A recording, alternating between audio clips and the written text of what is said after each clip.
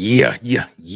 This is your boy, Tone DeShields II, and you guys are locked in on your daily dose of Chalk It Up Sports, where no matter if we win or if we lose, we just got to charge it to the game. Y'all know I appreciate the love. I appreciate the support. I always appreciate you guys locking in on the content, right? And like the thumbnail said, we're going to have a call-in show today. I want to check the temperature of the people. Oh, the beautiful, beautiful people. I want to check the temperature from you guys, right? You know, I've been doing a lot of talking all week, and I want to make it clear that today is about you guys. And I need to know what's on your minds. I need to know how y'all feeling. Because, again, the offseason has had its ups. It's had its downs to an extent. Some money being thrown around. But overall, I want to hear what you guys have to say. So I'm going to drop that call-in link. I'm not sure how long we're going to be live today. It's Friday. It's a nice day out. And I want to try to enjoy it as much as possible. But I'm dedicated to you guys. And I want to make sure we can cross our T's and dot our I's. So I've just dropped the call-in link. I can't wait to hear what you guys have to say. It's been pinned to the top. And look, right? So many things have happened. Haason Reddick got traded to the Jets. The Philadelphia Eagles extended Jordan Mailata to a pretty big contract. It's a 3-year extension worth $66 million with 48 in total guarantees, 20 million as a signing bonus. He just turned 27. It put him fourth in the top left tackle contracts as far as annual salary goes. On top of that, the Philadelphia Eagles did bring back Avonte Maddox, right? So that's something that needs to be addressed too. Some people like it. Some people didn't. Me, I felt the move made sense. He knows what you're trying to accomplish. He knows the building. He knows the teammates. He's familiar. Good player, just can't stay healthy. So, when people say they're not really enthused about him coming back, I get it. But at the same time, I say, well, you want to try to give yourself as many opportunities to get it right on defense. And Avonte Maddox, if he can stay healthy, it's a really, really, really, really, really, really, really, really big if. But if Avonte Maddox can stay healthy, then we might be in action. But also, I don't think that should stop them from maybe looking for a corner at some point in the draft.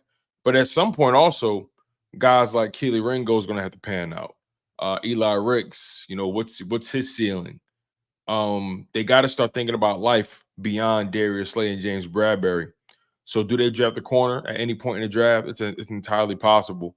But just based off of the moves that have happened lately, I wouldn't be surprised if they go D-line or O-line in that first round. I think that's very on brand for the Philadelphia Eagles. So without further ado, let's get right into it. Right? Oh, by the way, I almost forgot to tell you guys. Please make sure you smash that like button. Make sure you guys are subscribed to the show, especially if you're new. If you like the vibes, if you like the energy, make sure you guys are subscribed to the show. Hit that like button. It really catapults the content to new people. And the more people we have in this show, the bigger it'll be, and the more exciting the live chats will be. So make sure you guys smash that like button. It means a lot, and it goes a long way. And also, make sure you guys have your notification bells on, because the notification bell next to that subscribe button, it reminds you whenever I go live, whenever I drop any piece of content on the channel. So just make sure you guys had that notification bell checked off. Make sure you guys are subscribed first and foremost, and also make sure you guys smash that like button. So let's get into the first caller, right? This brother has been supporting me for a while, been showing a lot of love. But I got to bring in the good brother, Michi. Michi, you in the building. Michi, you there, man? Yeah, what's up, man? I'm good, man. What's going on? What's going on with What's you, man? Welcome to the show, my friend. You guys are locked in on Chalk It Up Sports, where no matter if we win or if we lose, we got to charge it to the game. My man, the GOAT Michi, is in the building. First and foremost, how you feeling, my brother? You know what I'm saying, man? I'm feeling really good about my Eagles, man. You know what I'm saying? I just ready for this draft and training camp to see, see what's see.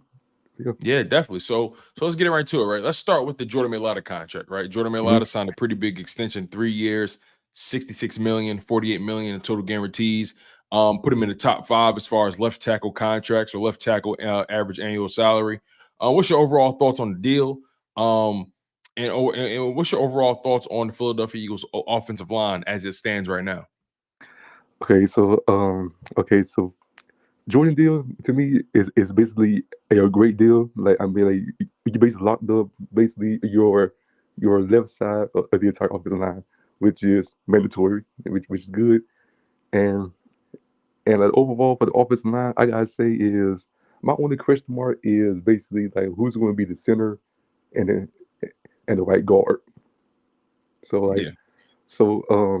but like you got Tyler Steen who plays some reps and he did look okay, but are you sure are you sure that you see him as a quality starter, like a quality starter? So like you could address the offensive line in the draft, or like you can still like pick up some, or like you can still pick up somebody like in the free agency. So, I mean, but overall, like if I just say like the white guard position is either going to be Tyler Steen or like a draft pick. That's it's funny, right? I was talking about the O line yesterday. Obviously Mailata. I brought up Landon Dickerson's extension. Like you just said, that left side entirely is pretty much locked up for the next 4 or 5 years easily, right? Yep. Um, but then once you get to that center spot and that right guard spot, and Lane on the right side, I mean, he's locked up through 2026, but anything can happen, and Lord knows if he actually plays until then, right? It all remains to Yeah. be seen. I think guys like Lane are on a year-to-year basis, if you ask me. But that center spot and that right guard spot, you're right. I mean, there's more questions there than anywhere else, and more so specifically the right guard spot because a lot of people have already committed Cam Jurgens to being the guy, and I think it is his spot to lose. I don't think he'll lose the spot at all. But my only concern with Cam Jurgens is the health side, right? I don't question Yeah. the ability. I don't question the athleticism. I'm a little concerned about the health. He only gave you 11 games last year at right guard. At that center spot, things could get a little bit more tricky. So, what's your outlook on Cam Jurgens right now as the center? Does his health concern you in any way? Yeah, health concerns are some concerns, but like, we had Landon Dickerson who basically come out of college, he had health concerns, and we see how he panned out. Like he's one of the best guards in the entire league. But like with Cam, I'm basically looking forward to see him playing center Mhm. because his film in college was, like it looked just like Jason Kelsey's film. Like he could get to the second level, very athletic. I'm excited to see like his potential.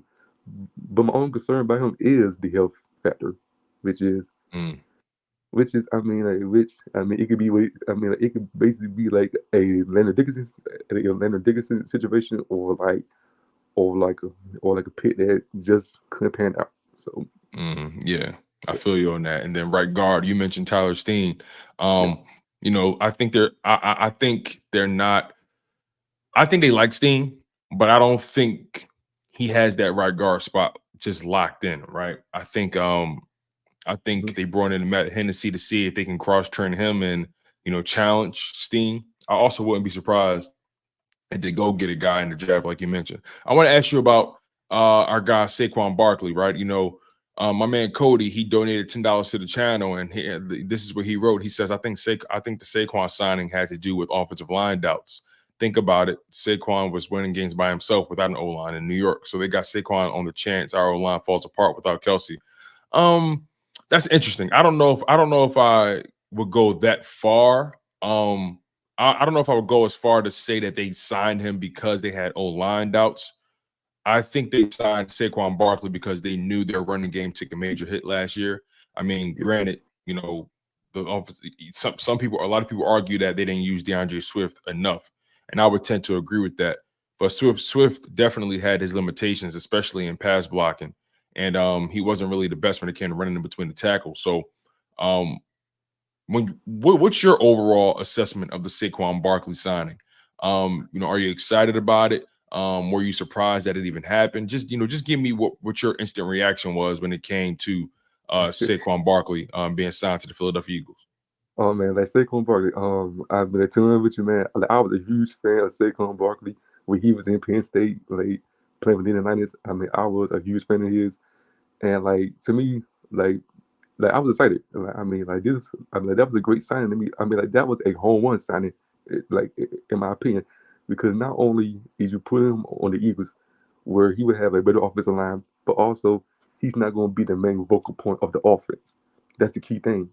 I mean, when you got guys like AJ Brown, DeVonta Smith, Dallas Goddard, and now Jalen Hurts on the team, that that would basically take pressure off of him. I mean, like, instead of having like 8 guys in the box, now defenses are not gonna key on him because like you got too many weapons like on the outside. Like you got a danger tight end, and also you also got like a top 10 quarterback in Jalen Hurts, which is which is going to basically I mean like which basically is going to help him find like way more spaces.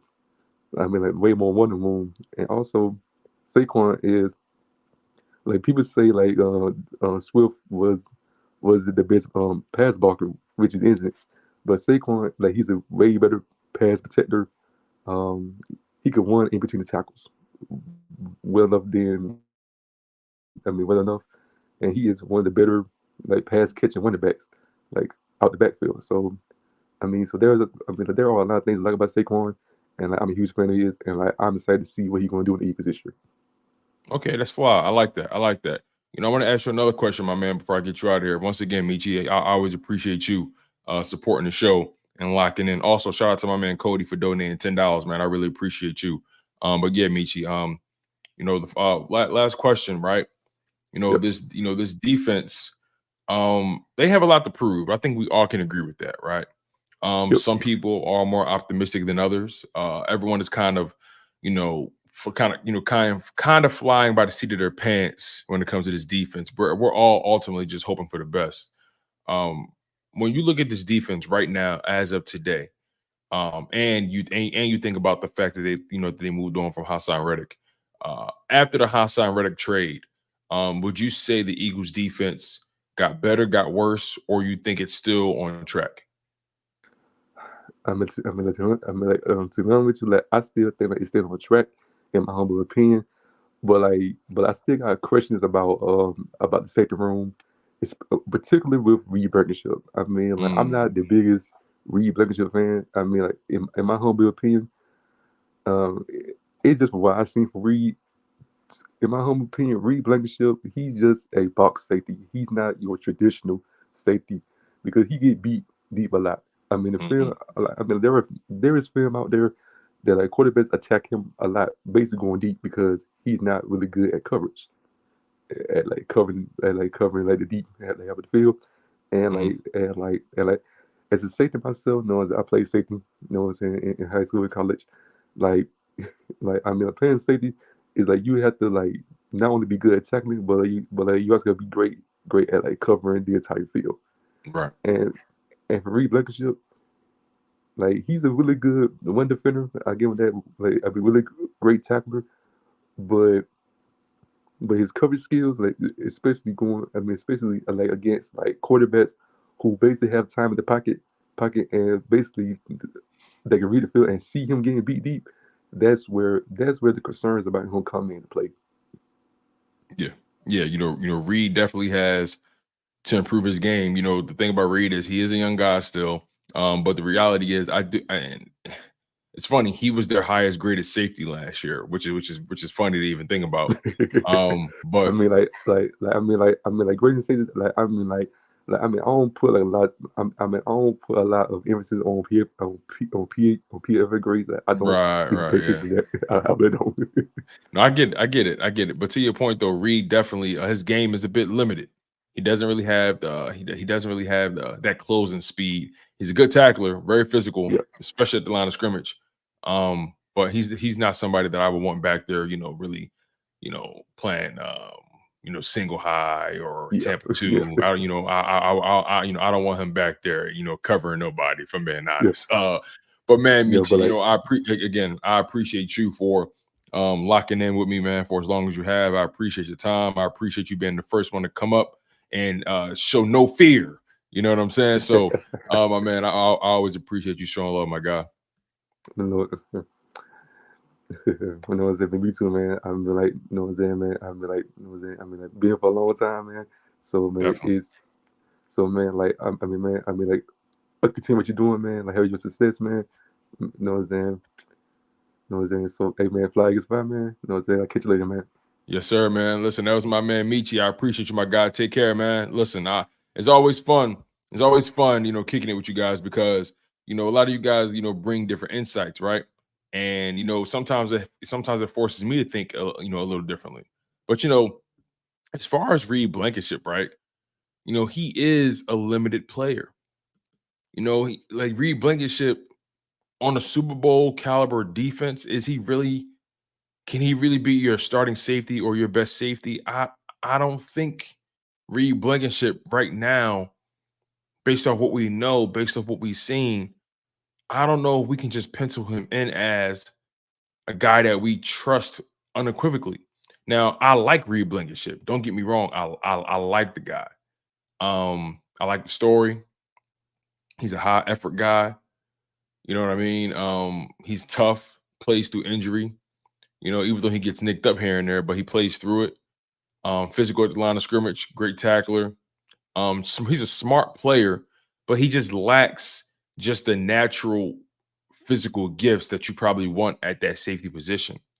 You know what I'm saying? Like he doesn't have the Cooper DeJean athleticism. Can you imagine if Reed Blankenship, with his knowledge of the position and how willing of a tackler he is, can you imagine if Reed Blankenship had that Cooper DeJean like natural physical ability? Can you imagine that? That'd be insane. So, so overall, man, I think the Philadelphia Eagles can definitely stand to improve the safety room. Now it all remains to be seen. Now it all remains to be seen. Will it be via the draft? Will they draft Cooper DeJean and then move him to safety? Will they bring in Justin Simmons? There's so many there's so many things that can go right or wrong with that safety room. Sidney Brown, can he, get healthy and get back to playing his brand of football? Maybe the injury forced him to really get into the lab and really focus more so on the mental side of the game, right? So yeah, there's so many unknowns. But again, if you guys want to call in, if you want to chat about your Philadelphia Eagles, listen. Uh, the link is pinned to the top of the chat. So if you guys want to come in, kick it for a little bit so we can shoot the shit about the Eagles, definitely lock in. I always appreciate the love and I always appreciate the support. My man S. Blunt says, can Reed get better or has he maxed his potential? That's a really good question. Can Reed get better or has he maxed out his potential? That's a good question. First and foremost, how old is Reed Blankenship? Let me check that out real quick. Let me see how old he is. Because I would hate to even think that he maxed out. I don't think he has. So okay. Reed Blankenship is 25 years old. 25. So it's fair to say that he still has a lot more to learn, a lot more developing to do. It's fair to say that. Um the Eagles clearly like him. They extended him another year. So he's locked in for this season and the following season. We'll see what happens in the end. But I would like to believe that Reed Blankenship still can get better. Now, your athletic ability, your raw, natural, God-given ability doesn't change, right? But is it possible for someone to get faster? Can you lose weight? You can lose weight. Can you maybe change your running style that can maybe increase speed, or maybe it got something to do with your strides, or maybe can he improve his instincts to a level where he can compensate for that lack of athleticism and make sure he's always in position to make the play despite having the lack of speed. You feel what I'm saying? Like, does that make sense? Is there a way that he can position himself to to compensate for the lack of athleticism? And I think that comes with being a savvy football player. That comes with the experience. Instincts have to be on a million. There's so many things that got to go into that. Remember, Reed was an undrafted guy. So a lot of teams didn't think highly enough of him to even draft him in the 7th round. He fell out of the draft for a reason. He was an undrafted guy for a reason. Now, look, there are a lot of undrafted guys who do become Hall of Famers, Pro Bowlers, All Pros. There's so much that goes into it, right? There's a lot of work ethic involved, and I think Reed Blankenship has some pretty good work ethic. He's been doing a lot of work in the off season. So we'll see how it turns out. We'll definitely see how it turns out. But I think we got someone else about to come up. It says here device is not connected, Kyle. So the moment I can either see you or see like the little icon, let me know you're here. Then I'll be able to bring you on, because right now it says device is not connected. And that includes audio and video. So hopefully we can at least get your audio up and you'll be good to go, Kyle. So yeah, man. The Eagles on defense, you think about Reed Blankenship, right? And then once you go beyond him, Cody says something very interesting. He says, Tone, Blankenship had almost identical measurables at the draft as Dijon. Right. That's what I'm saying. So earlier, I don't know if you heard me, Cody, but I was like, can you imagine if Reed had Cooper DeJean's natural physical traits or physical abilities, along with the instinct and the knowledge that he's accumulated while being in the NFL? It would be insane. So that's why the more I think about it, I'm intrigued by Cooper DeJean. He doesn't look like a corner to me, though. I feel like he would thrive at safety. I feel like he would take people lunch money at safety. He could he be a Harrison Smith type? You know what I mean? It all remains to be seen, though. But right, thinking about that safety position, let me see if my guy Kyle is here. Let me see if I can get him on. Let me see what we can do about this. All right, yeah, Kyle, it's not letting me bring you on because it says your mic and or video is not connected. So let's try to get you back in here. But yeah, I think about that safety position and I say to myself, okay, Reed Blankenship, all right, CJ Gardner-Johnson. Now, obviously, we wanted CJ Gardner-Johnson back. That's a player that we all like. That's a player that we all adore. But he's another guy that you say to yourself, okay, the talent, the athleticism is there. The instincts, the ball skills are there. But can he stay healthy? That's something that we got to consider. Can he stay healthy? Because CJ Gardner-Johnson, I think last season for the Lions only played in 4 games, if that. Then he came back then he was back in time for the playoffs. And the year before that, in 2022, for the Eagles, I think he only was available for about 12 games, 11 to 12 games before he got hurt. So that's something that he has to take full advantage of, right? He has to maximize his ability from a health perspective. Sidney Gardner-Johnson, or CJ Gardner-Johnson, excuse me, I said Sidney. Jeez. CJ Gardner-Johnson is a player that we all like. We know he can make plays, but he got to stay healthy too. Sidney Brown, staying healthy. Granted, his injury was a little fluky, but overall, I'm so curious to see what a C.J. Gardner-Johnson, Sidney Brown backfield looks like. That's a lot of toughness, a lot of physicality, a lot of swagger back there. It's a lot of muscle back there. You feel what I'm saying?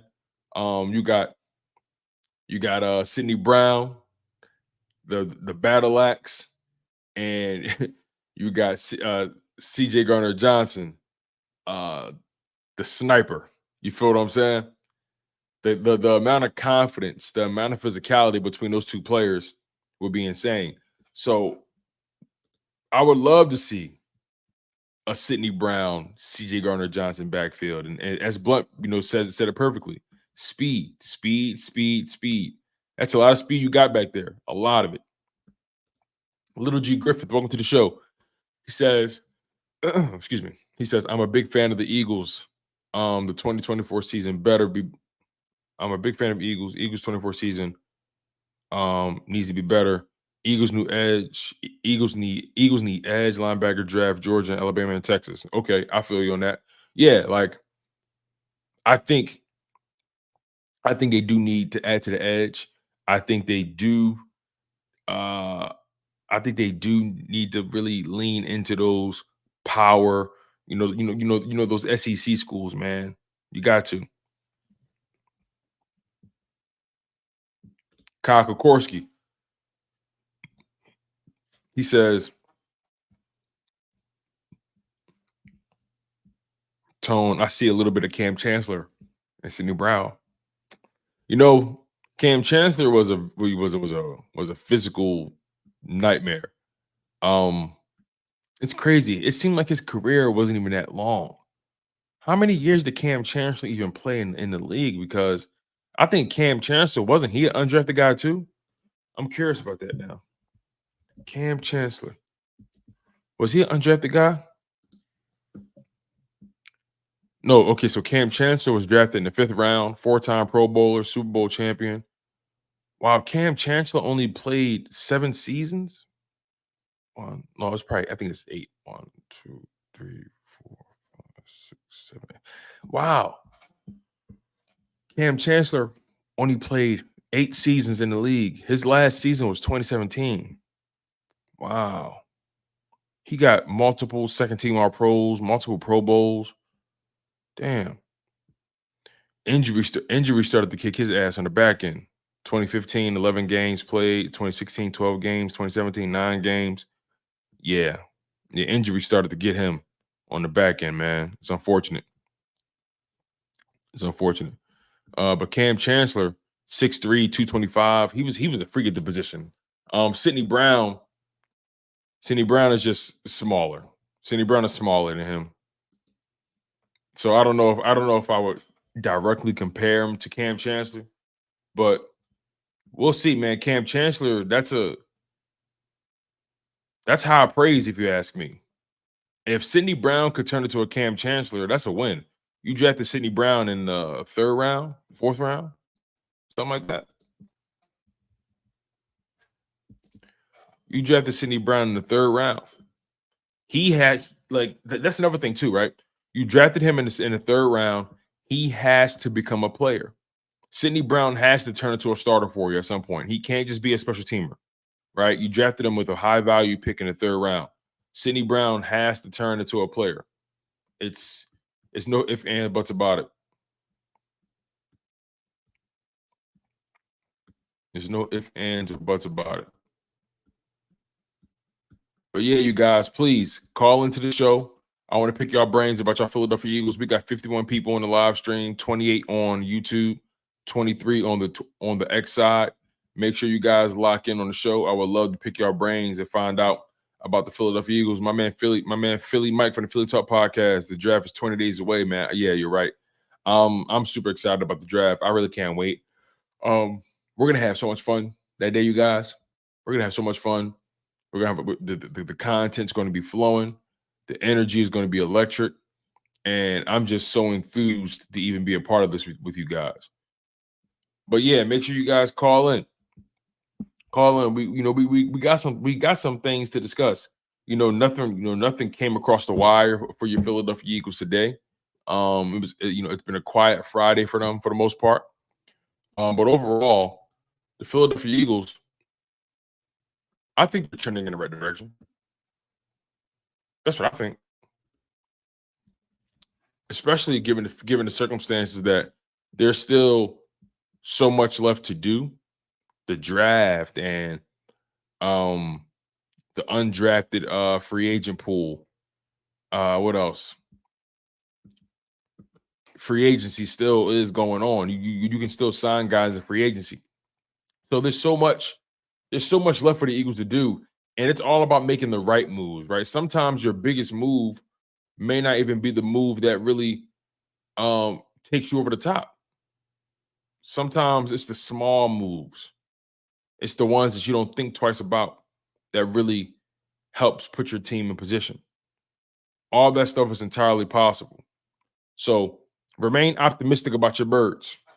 Remain optimistic about the Philadelphia Eagles because regardless of what happened last year, it's a new season and they have an opportunity to change the narrative. They have an opportunity to change the narrative. My man 63 Mortar says Philly Mike, LB 500 and Tone would be electric. Hey man, I love those guys. Got a lot of love for those guys, man. The relationship is solid with those guys, man. It's solid. My man LB 500, Philly Mike, those some good men. Those some good men that showed me a lot of love from the very beginning. Let's see here. Kyle Kokorski says Michael Penix had a private workout with the Falcons today. Remember we did that mock draft, right? And it had the Falcons drafting Michael Penix or Jaden Daniels, one of those guys. And we said to ourselves, I mean, they just paid Kirk Cousins. What are the odds? But then is there a scenario where they draft the quarterback and they try to bring him along slowly so they can just have a seamless transition because they gave Kirk Cousins a 4-year deal, a 4-year extension, whatever it was. Who knows? But yeah, make sure you guys call into the show. Call in the Chocolate of Sports, where no matter if we win or if we lose, we just got church at the game. Smash that like button. Make sure you guys are subscribed to the show. Let me ask you guys this, though.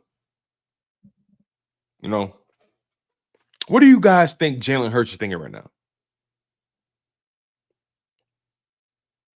What do you guys think Jalen Hurts is thinking right now in terms of how this team is constructed presently? Brian Baldinger says something very interesting because I think he was asked about, the Kellen Moore, Jalen Hurts combination. And one thing that he said was, are they going to coach him hard? Because that's what he wants. That's what he expects. They can't be solved. They can't be solved with Jalen Hurts. They gotta coach him hard because that's what he expects. That's what he expects. My man Nate says J. Cole gave you that 7-minute drill, Tone. How you like that? Oh, bro, I love it. It's hip hop. What you mean? It's hip hop. I love it. When I heard it at midnight last night. When I heard it, I was like, oh yeah, he came with it. J. Cole came with it. Now here's the thing, though, right? Here's the thing that we got to keep in mind. Although J. Cole came with the heat, he better start going for headshots. He keep trying to hit people with stun guns. That's my only problem with J. Cole. J. Cole's one of my favorite rappers. You know what I'm saying? Like I give Kendrick the edge in my opinion, just because like I just Kendrick is just my favorite guy in rap. He's been that way since I was in high school. But Kendrick and J. Cole, they right here with me, and I give Kendrick the slight edge. I love J. Cole, but again, J. Cole, he's been doing a lot of features. He's been really putting himself out there. Making it clear that he's trying to get that respect. But my thing is, it's like, all right, you say that, your actions are like, okay, yeah, you rapping, but then you kind of like you take a shot, but then you try to be nice about it. It's a little weird to me, right? You know, my thing is when Kendrick rapping, you know he trying to take your head off. You know he trying to go with the you know he trying to go for the kill. You know he trying to go for Kendrick when he raps, he's trying to go for the kill. But when it comes to J. Cole, it's like he hitting you with rubber bullets. You know what I'm saying? Kendrick played with live rounds. J. Cole playing around with rubber bullets. And you're not going to beat Kendrick playing with rubber bullets. Kendrick is not friendly. J. Cole is. So Kendrick got to respond, and I know he will. See, here's the misconception, right? And we're going to get back to football. But here's the misconception about that whole situation, right? People think Kendrick just threw that shot because he needed the recognition. Kendrick Lamar is solidified. Kendrick Lamar doesn't have to prove anything. It doesn't have to prove anything in terms of his resume. So when people say, "Oh, he's dissing Drake or dissing J. Cole to stay relevant," that's just a lazy argument, right? And I'm not saying that's what you're saying, but I'm just saying like it's some people that had that in their mindset. And my thought is, no, he see the rap landscape. He see all these motherfuckers as too buddy, and everybody trying to hold each other hands and sing kumbaya, and everybody trying to give everybody their flowers. And it's like, listen, at the end of the day, this is rap. And I'm trying to take heads off.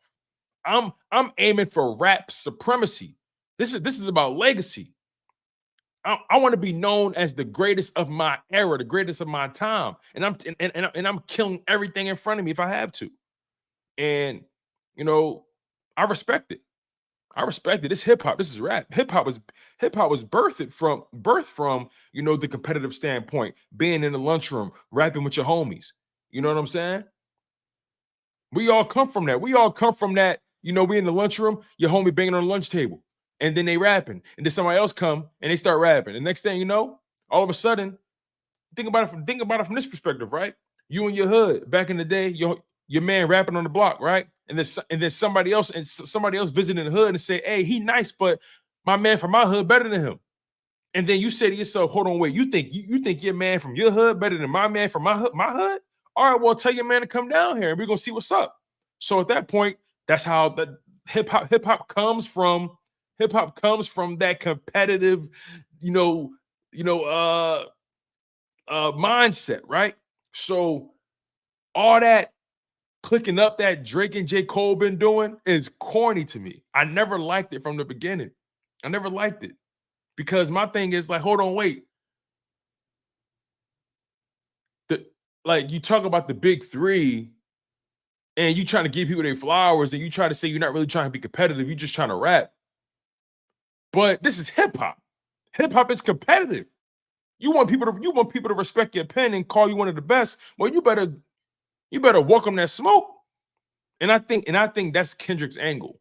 I think Kendrick is just frustrated by the entire nature of where hip hop is. Everybody buddy, and Kendrick has an old school mentality. Kendrick is from Compton. You know what I'm saying? And I don't mean no harm, but I'll be damned if a man from Compton is going to lose to a Canadian and a German. I'm sorry. Compton, USA. I know J. Cole reps, Fayetteville, North Carolina, but that man was born in Germany. Okay? He was born in Germany. Drake was born in Canada. So I'm betting on the American. I'm betting on the American. You feel me? I'm betting on Compton, USA. I'm sorry. I'm not putting my money on a Canadian and a German. No offense, LJ. I'm sorry. No offense. But anyway, back to football, man. Listen, I appreciate you guys for locking in. We're having some fun today. It's Friday. We're taking it easy. I would love for you guys to come on to chat with me. So we can have some fun, man. So we can have some fun. Yeah. Yeah, Slasher, trust me. Like Kendrick is my favorite rapper. Like Kendrick is my guy. That's why I don't really like the narrative out there that To Pimp a Butterfly is weak. I'm not vibing with that. I'm not vibing with that, man. That's a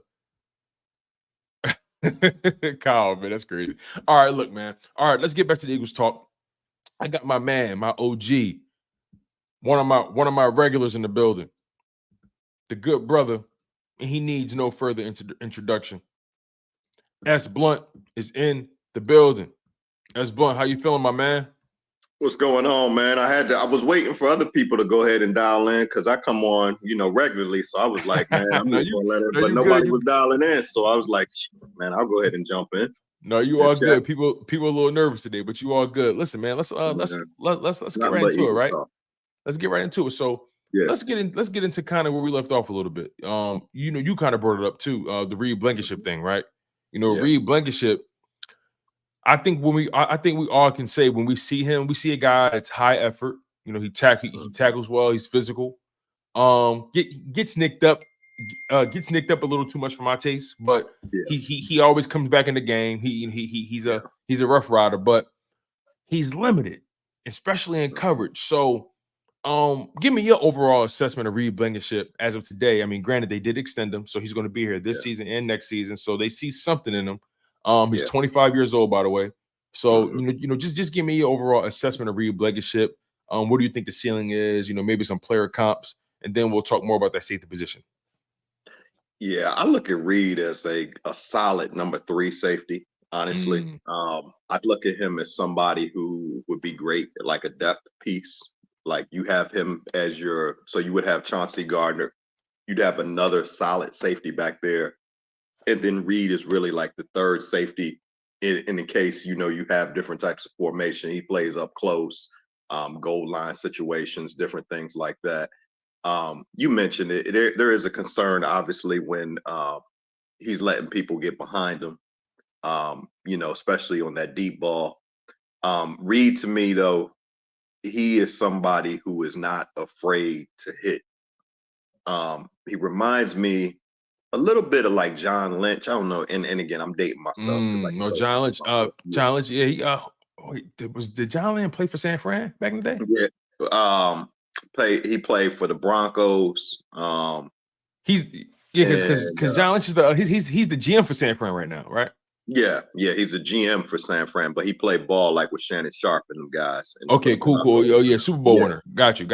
Yeah. So, those guys like that, not burners, real smart, come up in what later would. That's where he's going to give you maximum effort. You know what I mean? Because he knows he's not the most athletic and and most talented person on the field. So what he's going to do is try to use his mind. He's going to try to obviously do a lot of studying in the film room, making sure that he's ahead of the game and knowing where he needs to be on the field. But at the end of the day, I think that in certain down and distances, I don't know that he's the right person on that field because I don't know that his coverage skills. That's the thing that bothers me. But other than that, I think that he's a solid number 3 safety. I like him on the team. I'm glad we extended him for an additional year because you never know, injuries happen. The thing about Chauncey Gardner, he's been injured the last couple of years. So at any day, he might go out. But my thing is, I think I wanted to sign Simmons just for 1 year because I'm not sure when Sidney Brown's going to be right. I think Sidney Brown might not be ready until maybe late October, November timeframe. You talking about he tore his Achilles. That was in January, wasn't it? In that Giants game, wasn't that? Because that was late in the year. Yeah. You're right. It was the last game of the year, I think. Yeah. So when you think about that, I don't see him really coming back until maybe late October. I heard him in an interview. Oh, I could stretch and I could do all that, bruh. I don't know if you can cut on a dime. I was going to say that planting and that cutting. I don't know if you can cut on a dime though, for real, when you out in that open field. So, in my opinion, I think he might come back late. So the reason why I said Justin Simmons because he knows the Fangio system. He's a veteran. You bring him in for 1 year, and then you say, okay, now I'm going to go and give Sidney Brown now has had a full year of recovery plus an additional couple months. By that point, I think he would be ready to go. So that's why I says you bring in a veteran just for 1 year. And I think Simmons would be great because he knows the system and he can cover while Sydney, is getting himself together. So what do you think the holdup is when it comes to Justin Simmons' situation right now? I mean, he's still a free agent, but I'm curious to know what do you think he's looking for exactly? Like, do you think it's strictly the amount of years that's holding up his deals? Do you think it's the guaranteed money? Do you think he's just waiting until after the draft? Like, what do you think the holdup is right now for Justin Simmons' market? Man, these guys got a lot of pride when they've been all pro, man, and I don't blame them. They're trying to get their money, right? And so here's what their agent is telling them. All right, we had the free agency period. We're going to see what we can get you. Okay, free agency period has passed. All right, so here's what you can do. We can wait until after the draft. We can wait till you get a little closer. You can skip past summer camp so you don't need to go through the dog days of summer. And then what you can do is we can do one or two things. We can wait to see if somebody has an injury and then they need you, and then that means they're going to pay you. Or we can wait it out. You can go to a team like the Eagles where you know the system. You can quickly pick it up, and you can come like later and try to get through all the training camp and all the things that people have to go through during the summer. And then that way you probably won't make your money like you were anticipating, but at least you can skip through the training camp. You can go to a system that you're comfortable with, and you can support a team that's going to compete for a title. So I think when the agents are talking to them, they're giving them a reality check of what the market is like, and then they're giving them options. Your options are, hey, you could sign now for less money, or you can wait, skip somebody's training camp, right? You don't have to do all of that during the summer. Wait until the season gets a little closer. And then once the season gets a little closer, then jump on the squad. And so that's just my thoughts. Of course, I ain't talking to nobody, but that's the way when I look at a lot of veterans on how they approach things. Right. I think that's how they approach it. And by the way, I don't know if you're going to ask me about DeVonta, but I just want to say one thing about his contract. Let's do it. Let's go there. Let's do it because Jordan Mailata just got paid. Obviously, he got a 3-year extension worth $66 million, $48 million in total guarantees. That puts his annual salary at $22 million per season. That puts him in the 4th spot behind Laramie Tunsil, who's 1, Andrew Thomas, who's 2 for the Giants, and then Trent Williams is 3rd, and then that puts Jordan Mailata 4th. And what I like about that before you go, right? What I liked about the deal is that Jordan Mailata and his team, they could have played hardball a little bit. They could have tried to push for making him the highest paid left tackle. But what I got from the deal, and especially the fact that it got done so swiftly and quietly, I think Mailata and his representation said to themselves and then brought it to the table with the Eagles saying, look, my guy's not looking to reset the market, okay? My guy just wants to be paid fairly. Simple as that. He's not trying to be the highest paid. He's not trying to kill you and be the highest paid player at his position, but he wants to be paid in the category of those guys. And he's right on par. I mean, $22 million for him. Trent Williams making 23. Andrew Thomas is making 23.5, and I think Laramie Tunsil got everybody beat with like 25 million or something like that. So, I mean, look, I like it. I like the deal. The story is awesome. 7th round pick, rugby guy. I like it. But what was your overall thoughts on DeVonta Smith? Because the money is being thrown around, and it's getting close to that hour where he got to get paid too. Yeah, real quick on Mailata. Man, he's becoming a leader of the team. You can see it. Like, he's becoming a voice. This guy wants to retire as an Eagle. He knows, first of all, hey, I was a rugby player, and I know what I had to learn, and I'm humble. I'm appreciative. I'm willing to meet this team halfway. I'm not, like you said, I'm not trying to kill them.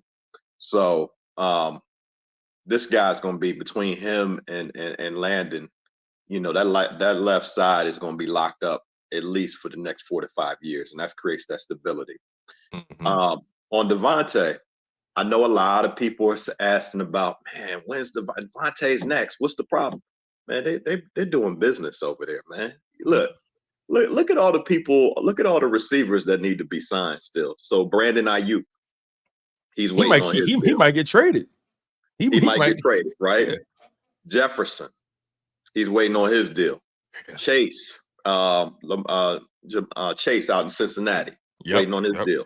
T. Higgins, another guy. T. Higgins. I think maybe Waddle in Dolphins. Yep. He might Waddle be as up well. too. Yep. DeVonta is not signing yet. He's waiting to see what the market's going to dictate. You know, like everybody is like, when is DeVonta going to sign? Is he going to sign? Not, come on, man. If I'm his agent, no.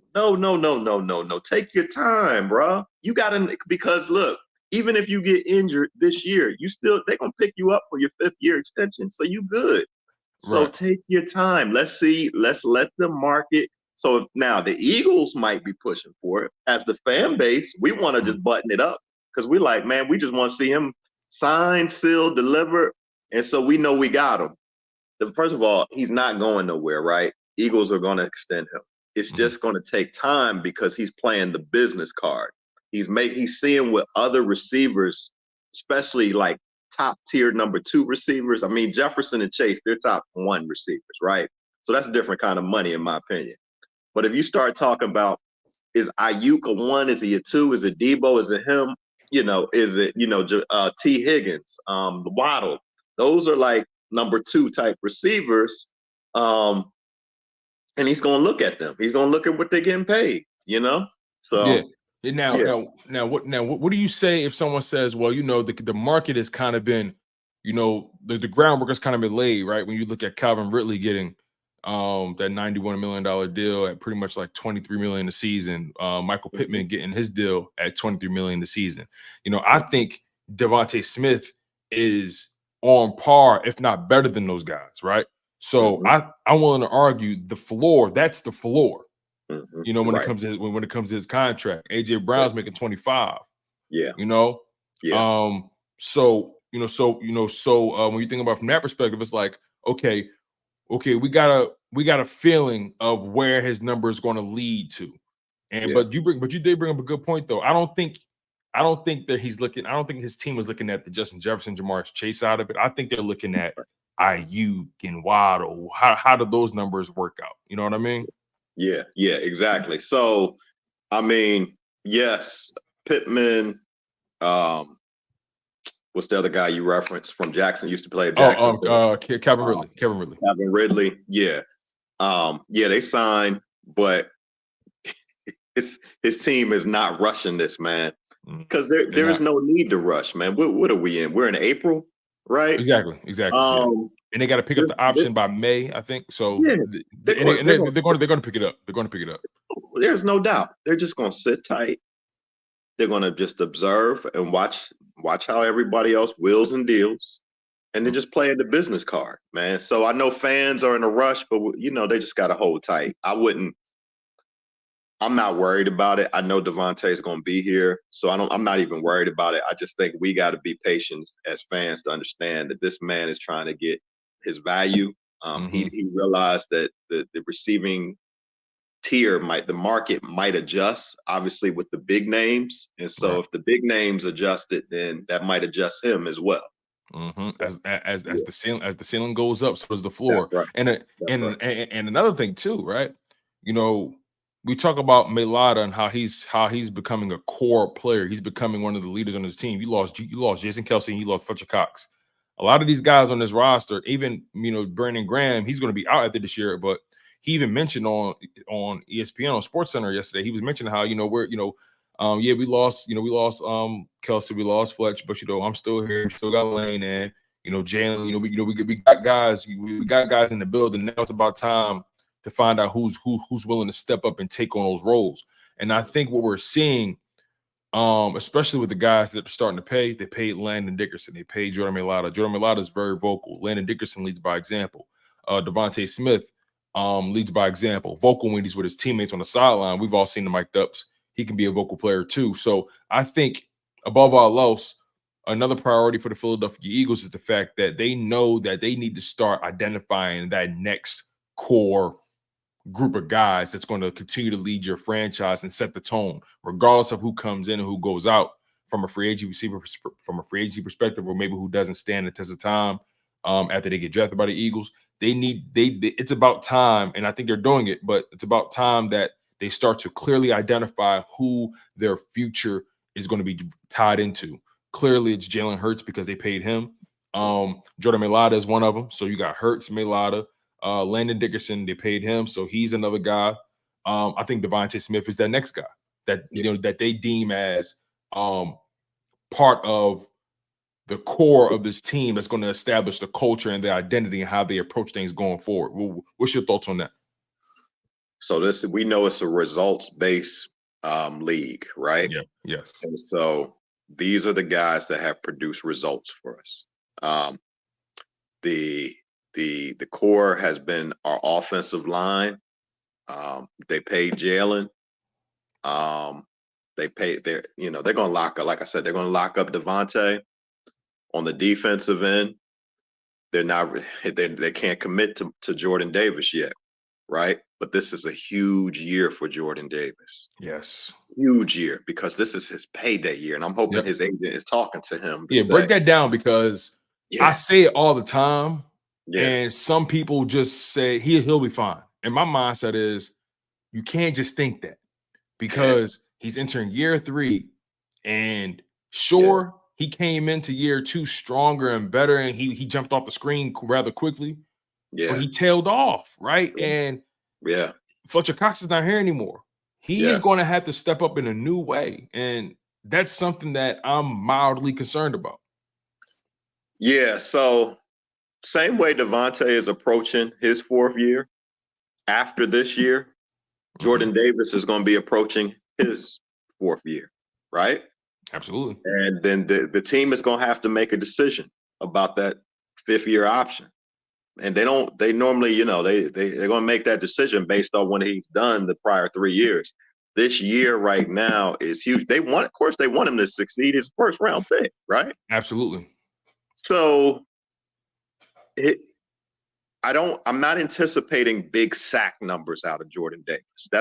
And none of us really should. Like, we shouldn't look at him like a double-digit sack guy. Yeah, no, definitely not.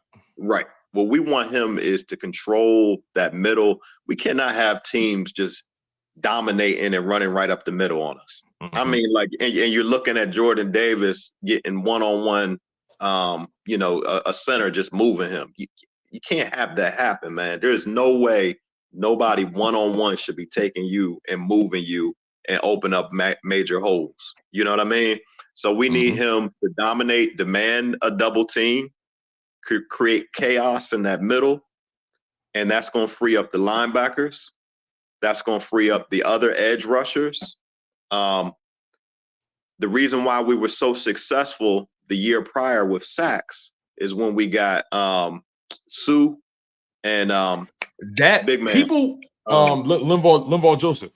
Linval Joseph. People underestimate because a lot of people say, well, the Eagles, they've been kind of getting the sacks. They just add it. It's like, no.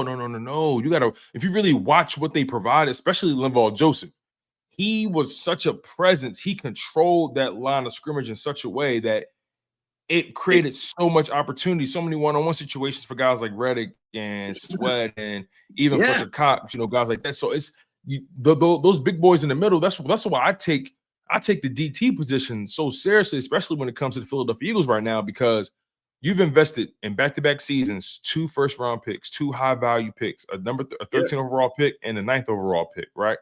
You have made it very clear that these 2 guys have to be your future at that position. Jalen Carter, I love the talent. We've seen him, playing, at a lights out level. He tailed off on the back end too. I give him a pass because of the rookie slump or whatever you want to call it. I give him that pass, right? Yes. But he's another guy that has to come in with a deeper bag of tricks, a stronger motor. Jordan Davis, a guy that got to come in shape, with a better motor. I mean, when you hear guys like Brian Baldinger, who I trust, when I hear Brian Baldinger speak, I listen, because he's somebody that's not a shock jock. He's not somebody that's trying to get you to react. He's gonna tell you exactly how you see it. He's a pure film guy, and when you got him saying Listen, I wouldn't even dress him. He's just laying on guys. I wouldn't even dress him. That's a problem. When you got Milton Williams outplaying you, that's a problem. Yeah. Well, I wouldn't go there with the I wouldn't dress him thing now. I think that's going over the top. But no, I think he was trying to make a point, right? You know, it's like the bottom line is he's not ready. Yeah, I get his point. Yeah, I get it. So if you think about it, he was actually having a solid season up to that Bills game. He chased after Josh Allen. He stretched out, tried to tackle him. Boom, hit on the ground, and it was like it took the life out of him. Yeah, he laid there for a minute too. He laid there. You know what I'm saying? It was crazy. Right. Linval Joseph played on the Bills and went over to pick him up. Like, bro, you all right? And from that point on, his productivity just went downhill. Now I did hear, was it a hamstring that he was dealing with? Okay. I did hear he was dealing with something, and he might have lost a little burst from that. But my point with him is he creates so much opportunity for others, and so having chaos in that middle and being disruptive, we need him. We need him. Like we need him to step up and be consistent. And so I see him, in the little tapes doing training out there with Milton, and I see him working out. So I'm hoping that he really takes this year seriously. And like I said, his agents got to talk to him and say, man, this is payday year. This is payday year. You got to put up this year because this can change your lifestyle for you and your family. Like literally, because this right now you on this rookie deal. So this next contract will completely change your lifestyle. You gotta make sure you come ready. Yeah, and the operative word is need, right? They need Jordan Davis to succeed because, in my humble opinion, I think he's the linchpin to that defense. Yes. If Jordan Davis is not able to do his job competently, sorry about the little Wi-Fi hiccup. Oh, but good. If Jordan Davis can't do his job competently, if he can't take up the space and control that line of scrimmage the way we think, or the way we think he should, it's going to throw everybody out of whack. Your run defense, your pass rush, your linebackers is going to get killed on the second level. It's so much that's riding on Jordan Davis, and I stress it so much. And I'm so glad you're on the same page because he truly is the key cog in that defense. Yes. Everything is. I don't know. I would like to think that he realized that, especially now. Fletcher Cox is gone. So I would like to think there's no better time to realize that, hey, this is the time for you to come in and be that man. I think he can do it. I don't want people to think I'm down on him because I'm not. I think he can do it, but I'm also just acknowledging the amount of pressure that he is under. Yeah, and quite honestly, he really plays a different role than Fletcher Cox because he's playing like zero technique right over center. Fletcher Cox is more like Jalen Carter. Three tech and all that, and yeah. So he really is. He's unique, right? He dominates that middle and creates that havoc, so everybody else can do their thing, man. So yeah, definitely. Yeah, let me ask you about. Yeah, since we're just kicking it, right? Let me ask you about Avonte Maddox coming back. I've been getting mixed responses from some people. Some people say he washed. Some people say smart move. It's I called it a safe move. Yeah. For the simple fact that it provides you needed depth. At that nickel spot. You still don't know what Zach McPherson is going to be coming off the injury. On top of that, Maddox knows the building, he knows the team, he knows where to be, he knows how to be a pro there. We've never really questioned his ability. It's always been the availability. Yeah. What was your overall thought process when you saw Avonte Maddox got brought back to the Philadelphia Eagles on a 1-year deal? I like it because we didn't. First of all, obviously, we cut him and released him at a reduced rate salary. So what we're doing is we're bringing him back, and I'm sure I'm looking forward to seeing the details of the contract. But I'm sure it's very incentive based. I'm sure it's like, hey, you play X amount of games, you can get this. I'm sure it's like so. It's high. You know what I mean? They say low risk and high reward. I think that's what this is. You're talking about somebody who, when he is on the field, He's, and let's not look at what he did last year at the end of the season, because that wasn't fair. Because he just tried to rush himself back and get himself back and out there in the field. But when you look at him just generally overall, as far as his career, when he is on the field, he's very solid at the slot. But what I like this year is two things. One, like I said, they released him, brought him back at a lower salary. But two, they have backup plans, right? I think, although I mentioned before, Isaiah Rodgers is not a slot corner. He played 90% of his time on the outside. I think they're going to look at him during training camp. Zach McPherson, he, even before he tore his Achilles, I was watching him in preseason. I wasn't that high on him in that slot. I am curious what this guy. I don't know what Tyler Hall's going to do at the slot. He's a guy that played over 78% of his career snaps at the nickel. So he is a nickel corner. To your point about bringing Maddox back on the 1-year deal at the reduced rate. Another caveat to that is, listen, they brought you back. I'm sure they brought you back at a number that's very expendable for them. So he's going to have to go into this training camp with no real, insurances or security. You gotta fight like Tyler Hall. You're in the same position as those guys. Exactly. So again, if I'm his agent, what am I saying to him? Okay, you're on a 1-year deal. This is a prove it deal. You want to get back to where that salary you were just at? You got to take care of your body. You got to be out there, and obviously, injuries are gonna happen because it's a reckless sport. He's such a physical player. Like Maddox throw his body around, man. Yeah. Like I love the intensity, but he might got to work on that technique more. Yeah, man. And sometimes it's crazy stuff like his toe. You know what I mean? His toe. Now this last year was the pec, but like the year before it was his toe. It's just like little stuff like that. They're just like nagging type stuff. And, again, I know some things are uncontrollable while you're out there playing. Of course. But I'm sure, again, if I'm his agent, I'm talking to him about a payday. Hey, you know where you were as far as financially. Corner nickel demands X amount in the field. So if you go back and prove and you can show yourself again, you can show what you can do. Next year, you're going to be up for a big payday. Right. So in my mind, a reasonable one for sure. Definitely a reasonable one. He's going to go out there and give us his very best this year. Why? Because he's trying to make sure he gets paid. Again, he's trying to get back to where he was, right? So I've been thinking about this, and I sent you this message yesterday, and you said that was a good question. I'm like, okay, we got Slay, Bradbury, Isaiah Rodgers, Eli Ricks. We got Ringo. We got Maddox. We got Hall. We got McPherson. It's a lot of people in the back and on the corners and the slots now. And I'm like, should we draft? And I'm thinking we should. And here's the reason why. Because Bradbury and Slay's age, Ringo and Rick's uncertainty, Isaiah Rodgers uncertainty, Maddox uncertainty, McPherson uncertainty. You're absolutely right. Nobody's like a guarantee. And I was thinking about it, and I was like, and then I said, okay, are the Eagles going to play this strategically? Maybe like line this up so we got a bunch of pieces this year, and then maybe next year draft. And so then I went and I looked at the 2025 draft to see like who are the top prospects. Of course, it could change, but right now, this draft is much more deeper at the cornerback.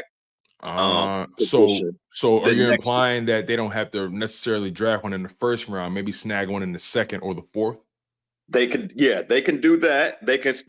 They might want to maybe move back in this draft and create more pieces. That might be an option as well. They don't have a third round pick, so you may be onto something. Yeah. So I'm not sure how they're going to play it, but I do think they still need to go corner at some point in this draft because when I look at, like I said, Slay, 33. Bradbury, I think, will be like 31. 31, yeah, something like that, yep. Ringo shows some promise, but then, you just don't know. Eli Ricks, you know what I mean? These guys, do we want to put all our eggs in with them? Or do we want to get like a Kool-Aid McKinstry, I think that's his last No, right. name. Now let me ask you this though, right? To your point, Yeah. now, what do you say to someone who says to you, okay, you say Ringo was uncertain, is an uncertainty. You say Eli Ricks is an uncertainty. McPherson, we mentioned the young guys on the roster that are kind of unknown still, Yeah. but we're willing to take a risk on a corner in the draft, which in reality is also an uncertainty, right? So what do you say when someone retorts to you with that notion that drafting a guy is also an uncertainty?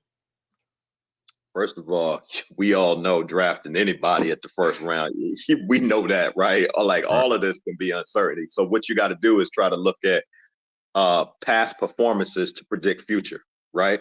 So if I'm looking at Kool-Aid, I'm looking at an all-American cornerback that's only given up 3 touchdowns in 3 years, and he started since freshman year, I think. I'm looking at a guy who can play like a whole game, played the Auburn game, they didn't even throw his way. Like I'm talking about, like they're not even looking his way. So you got to look at what guys have done on the field. Does it mean that it's going to exactly translate to the NFL? No, it doesn't. But the best way you can look at future is look at what they've done in the past. I feel you on that, and it's funny. A lot of people always ask, "Hey, where do you think they're going to draft? Do you think O-line first? Do they go corner first?" I swear, every day I feel like I'm shifting because, I try to make sense for every move, and it's like I got this weird feeling that they're going to draft an O-lineman in the first round. Yeah, so I've been on the record. Feeling. I've been on the record with you saying edge if they let Reddick go, and they did let Reddick go. And I'm with you on that right now. I've been saying edge the whole time. But all right, so let's look at our line, right? We know the left side is locked up. Correct. Do we think Lane is out next year or the year? What do you think? Do you think how much time do you think Lane is around? So, all right, the contract says they got him through 2026. So that's 2024, 2025, and then the 2026 season, right? Okay. That's what the contract says. Or is it the end of the 2020? Nonetheless, the contract saying they got him through 2026. So that's basically 2 years, maybe 3. At least two more seasons. At least 2 more seasons. That's what the contract says. Me personally, I think when you're dealing with guys like that, big fellas in the trenches, the ticky tack ankle, the ticky tack adductor stuff, and all that. When Lane been through a lot physically, so me personally, I'm operating from the perspective of Lane is on a year-to-year basis. Okay. Truly, that's my honest mindset. I hear people say, "No, he got 3 years." He said it. It's like, players say a lot of things. But the players body, say a lot of things, man. Your body gonna tell you before anything. Listen, I'll tell you that right now. Your body gonna let you know before you gonna know. Right. So right. I can't just sit here and say, "Oh yeah, they got Lane for 2 years easily." I can't say that easily. What I can say is Lane gonna be here this year. Yeah. And if he has a healthy season, I would expect him to come back in the final year. And also to your point about that, right? When people was kind of giving me, feedback on their perspective on Lane's longevity and how many years he has left, I asked them this. I said, okay, y'all claim Lane has 2 or 3 years left, right? Let's just say on average, he got 2 years left. How many years did you guys think Fletcher Cox had left after the season he had? How many years do you think he had left? And some people said, I thought he had at least another 2, another 1. I'm like, okay, so Fletcher Cox showed you, and the level he played at, he made you believe that he probably had another 2 years left in him, right? Yeah. I said, and he retired still. So what makes you think Lane not gonna wake up one morning and say, you know what? I know talent ain't my issue, but I just can't see myself getting up for it anymore. And that's really what it come down to, right? We focus so much on Sundays, and in reality, for these players, it's all about Monday through Saturday. It's all about those days for them and how they can rep them. Aaron Donald, when he announced his retirement, obviously he accomplished everything he needed to accomplish. But the one thing that he said that stood out to me was, he says, I can't see myself going through the grind anymore. I can't. Yeah. And that's something we got to consider with these players.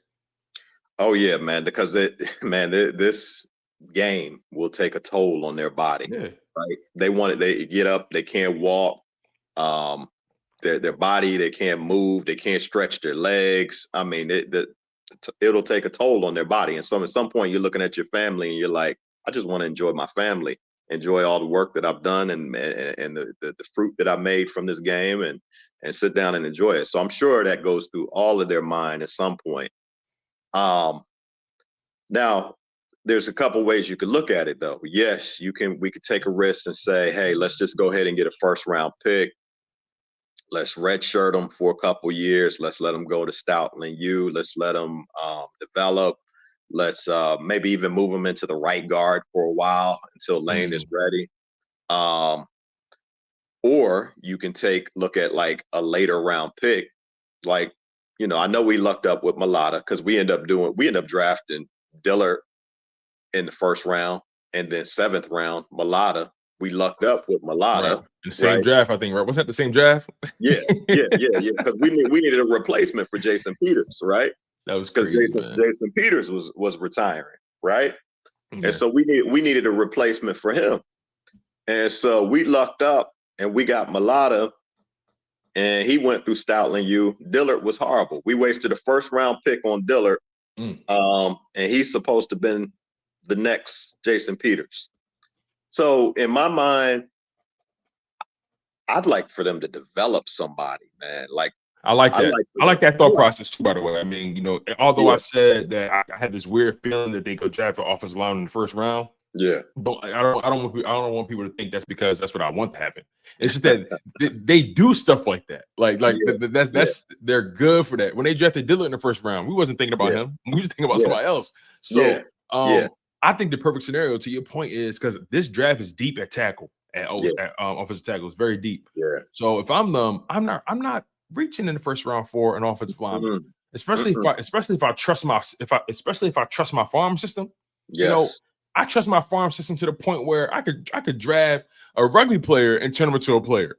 Yeah, you know what I mean. So if I'm the Eagles, I'm not drafting the O-line. As long as Jeff Stoutland there, I don't feel the urge to draft a guy in the first round ever again. I don't. Yeah, I think what we do is we get a because we replace Sewell Peta with Hennessy, right? Okay, so we haven't replaced Driscoll essentially.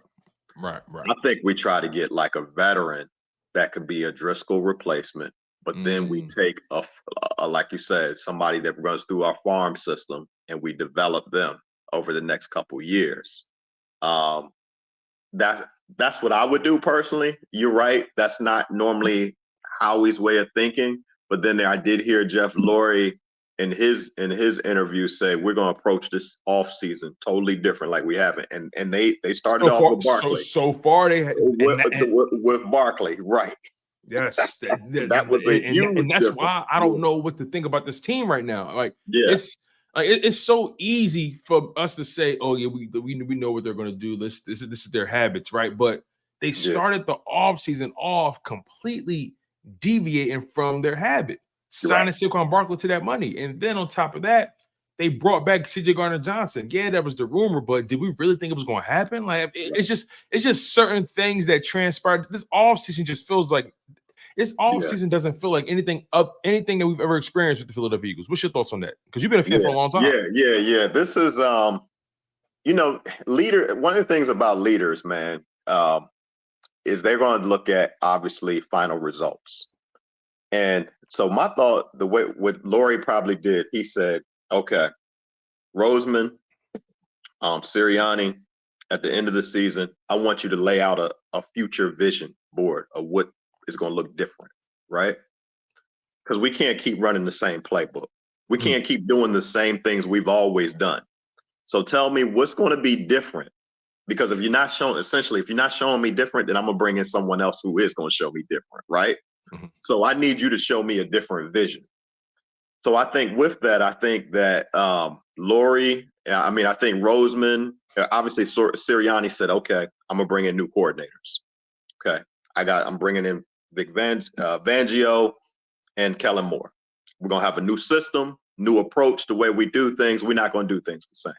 Howie Roseman, okay, I'm going to change the way I'm going out in free agency. I know in the past I haven't invested in running back. This year I am. I know in the past I let Chauncey Gardner go. I'm gonna go get him. I know in the past I probably haven't drafted linebacker. Stay tuned on that. You know what I mean? Mm-hmm. Like I can see them doing something different. You know what the shocker would be if they would go out and like get like a wide receiver 3 in the first round. Like that would be like a shocker. That'd Like be the biggest shocker. Yeah, man. But like actually, you know what that would tell me? That yeah. would tell me, and maybe this is me being, maybe this is me thinking on the dark side. But if they did that, to your point, if they did that, that would tell me that they're already thinking about life beyond AJ Brown. Yes. That would tell me that instantly. You're putting a succession plan in, essentially. What you're thinking about is AJ, I might have him for another 2 seasons, but I'm going to have this rookie here who I'm going to have for another 4 to 5 years. So succession planning, DeVonta, we're going to lay out his contract after his 5th year, extend that out. And so now I already got my number 3 receiver that will be ready to move into that number 2 slot. It's all strategy, man. It's all strategy. So, and that to me would be totally like, wow, like this team is coming at a totally different angle if they go out and go get a wide receiver 3, a linebacker, and something like that. You know what I mean? Like they're totally changing up their philosophy. Yeah. That would completely blow my mind, man. So, real quick, as blunt before I get you out here, my man, I really appreciate you for taking the time out that you did for the show, man. You've been holding it down for the people, man. You hold it down for me. Man. And I do not take it for granted. I love it for granted, for sure. So, last question. So, we briefly brought up Kellen Moore, right, and Nick Sirianni.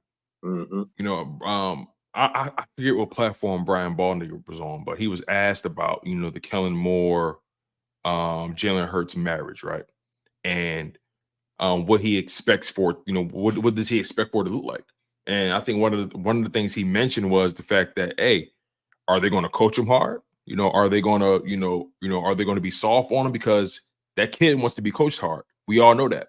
So it's going to come down to how they coach him, because Jalen needs the bounce back year. He knows he needs the bounce back year. He knows that he needs to be coached hard.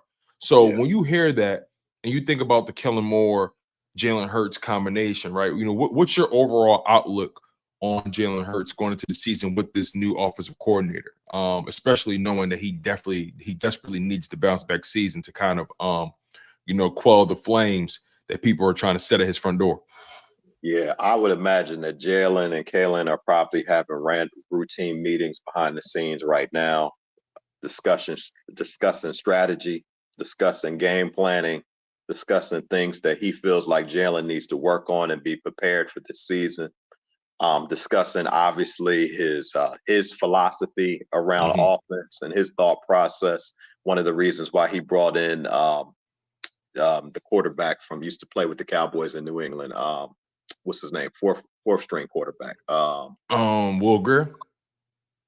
What's his name? Will Grier. Yeah, Will Grier. Yeah, the reason why he brought in Will Grier is so he can translate to Jalen and to the other quarterbacks his offensive system. That's clever. I didn't think about that. Not one time.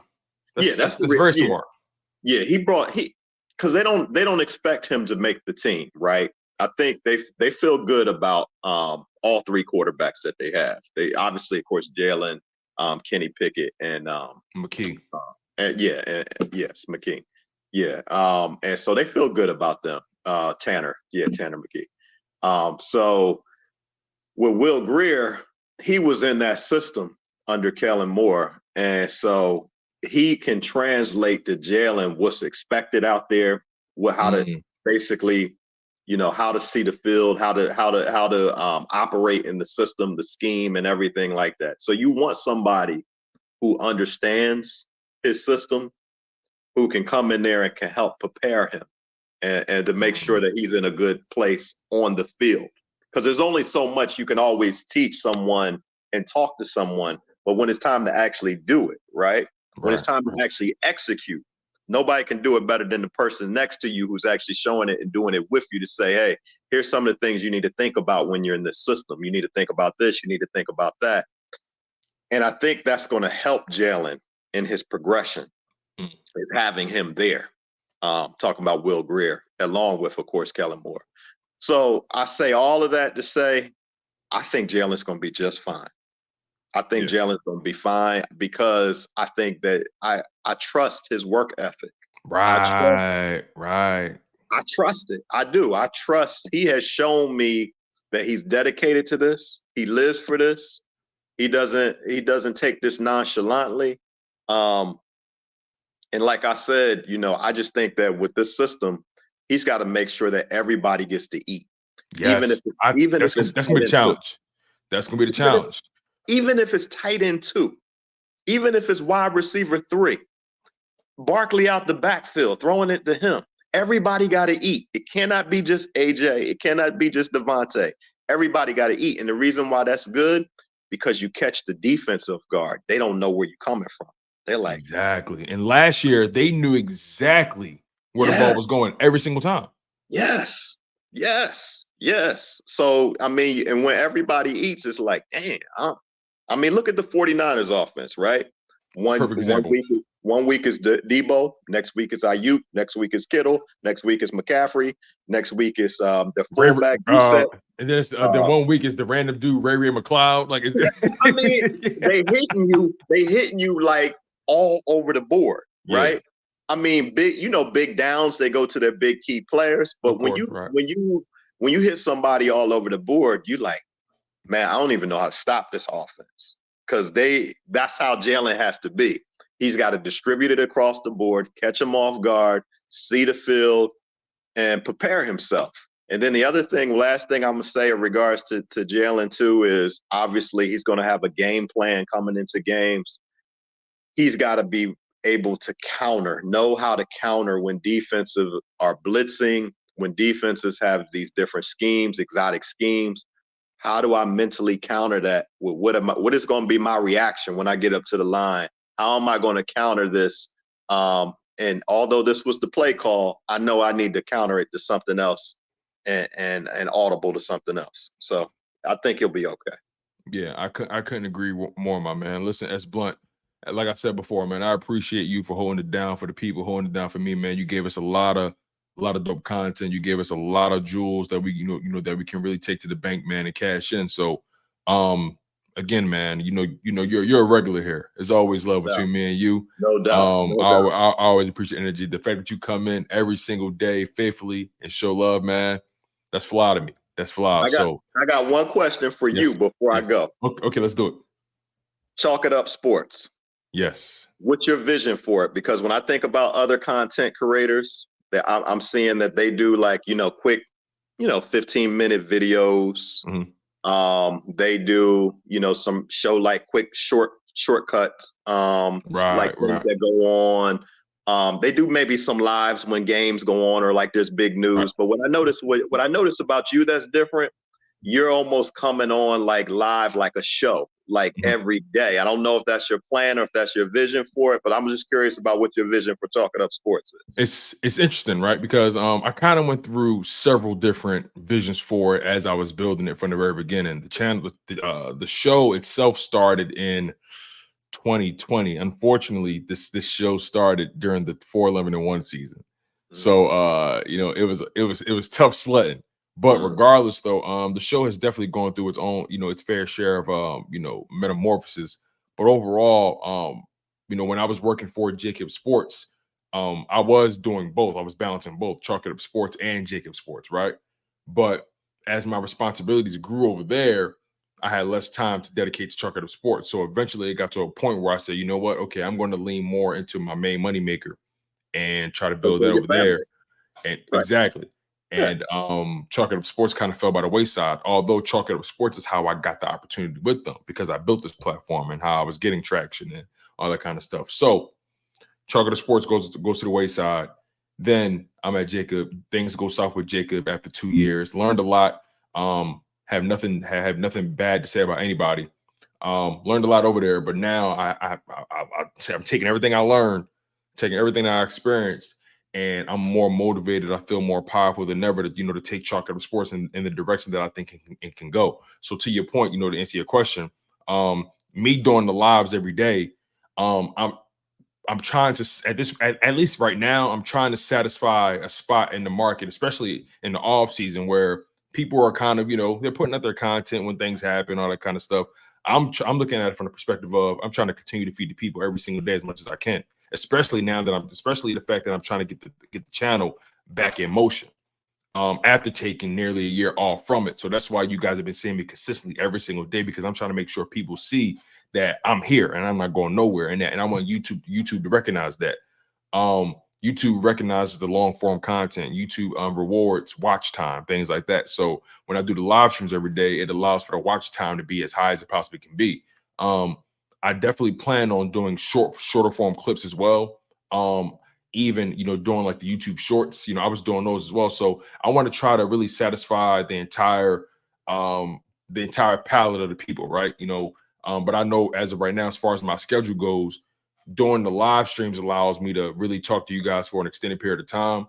It allows me to cover a lot of my bases when it comes to watch time. It allows me to interact with you guys. And also it allows me to interact with the people so they know that I'm here and that the content is flowing. So it's still a work in progress. Merchandise is coming. That's a fact. So, your merch, the short form content, YouTube shorts, the live streams. Plus when the season starts, I may not be live every single day when the season actually starts, but as of right now in the off season, I'm just trying to keep the pressure on.